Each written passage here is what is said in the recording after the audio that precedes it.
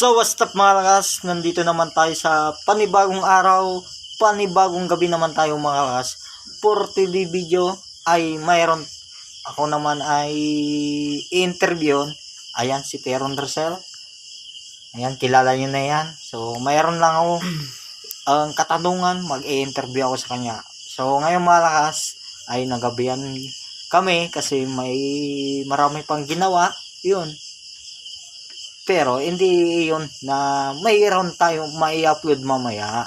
So for today video, may itatanong ako sa kanya, sasagutin niya mala. So sa susunod may ano na tayo, yung gaya sa mga nagbo-vlog, yung nag-i-interview, mic phone. Ayun na yun. Mic phone. Ayun. May ano na tayo. So para hindi na tayo maano. So hindi natin patagalin ang video na to. So magkinig lang kayo sa amin sa show. Ayan malakas. So tatanungin natin si Teron Rosel. Kailangan niya masagot. So bago ka pa lang sa aking ang channel, baka naman pindutin ang notification bell para updated kayo sa mga ina-upload namin video ni Teron Rosel, and YouTube channel and Facebook page and follow button and TikTok my account Boy Malakas TV. And so wag na nating pabain ang oras. So ang oras. So interview, ready ka na? Pero ayan siya. So may katanungan ako, mag-i-interview ako. So anong pipiliin mo? Pangit or maganda? Siyempre sa ganyan sa simpleng pamamaraan na marunong sa gawain bahay, at saka sa marunong na din rumispeto sa mga nakakaharap niyang tao, na kahit sino dapat, kahit ganyan siyang ugali niya, marunong naman siyang rumispeto sa ibang tao, at saka sa ating mga magulang. Kasama din ang kanyang magulang, dahil simpleng bagay na ating gagawin, dapat samahan natin ang ating paggalang, at saka kasama marunong tayo sa ating gawain bahay, dahil tayo ang magiging dingding ng ating bahay, dahil tayo lang ating pamilya na tulad ng asawa niya nagtatrabaho. Kaya uuwi yung asawa niya na may pagkain na may luto na. Kaya dapat kahit pangit yan, mabait naman ang ugali, masipag magluto, marunong sa gawain bahay. Kaya sa simpleng bagay na iyon na kayang gawin, hindi yung katulad nung iba dyan na kung ano-anong pinagagawa, tumatambay, kung saan nagpupunta. Hindi dapat ganyan, dahil dala natin ang ating pagkababae sa ating pagtanda. Dahil kaya mag-iingat tayo, dahil tayo nagkakataong babae. Samahan na din natin ng kaunting respeto sa ibang tao na makakaharap natin, na tayo matutong gumalang. Kahit kaninong kaharap natin na matanda, kahit sa ating mga magulang, tsaka sa atin, kahit sinong ibang tao na makakaharap natin na bis may edad sa atin, kahit penay bata, at tayo gagalang pa rin.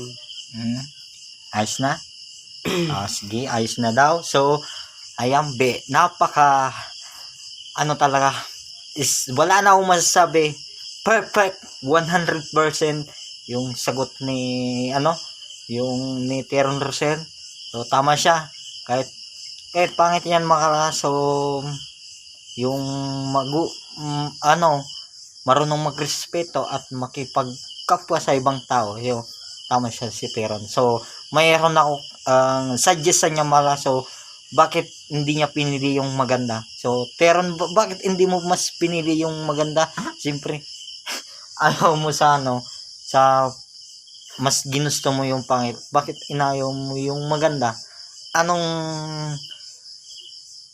dahilan bakit inayaw mo yung maganda? So mas pinili mo pa. So, hindi, dahil sa simpleng bagay, kahit man pangit o maganda, basta't may mabuting kalooban na marunong gumalang at marunong na sa ating gawaing bahay at mabait sa ating mga magulang, sa ating magiging iba pang makakasama.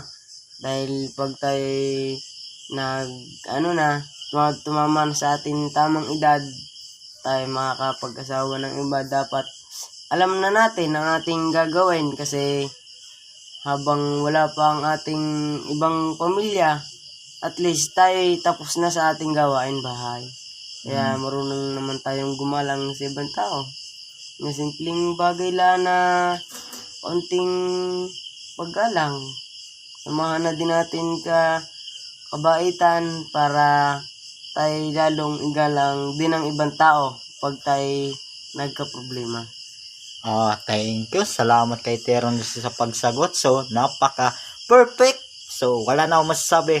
Tama siya mga. So, kailangan natin yung kahit pangit lang, simple lang, tapos marunong sa mga gawain at may respeto at sa nakakatanda at may yung may mabuting kalooban sa ibang kapwan tao, ganyan malaso ang buhay. So, hindi lang yung pasiksi ka lang, tapos yung paganda-ganda, tapos hindi naman palang marunong makipagkapwa sa ibang tao, tapos hindi marunong magrespeto.